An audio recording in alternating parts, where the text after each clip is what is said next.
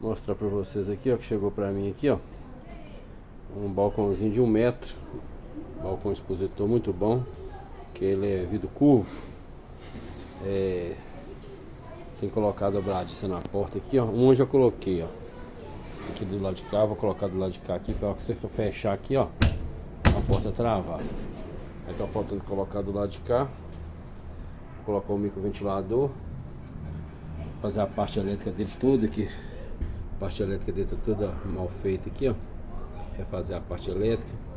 Aqui o caninho do gás também tá quebrado ali, ó. Pôr um filtro novo, uma nova carga de gás e um microventilador novo ali, ó. Depois eu ponho funcionando pra vocês verem no canal aí, ó. Se inscreve no canal, dá um joinha aí. Aí o balcãozinho é esse aqui, ó. Vou mostrar pra vocês aqui, ó. Aí, ó. Esse balcãozinho aí, ó.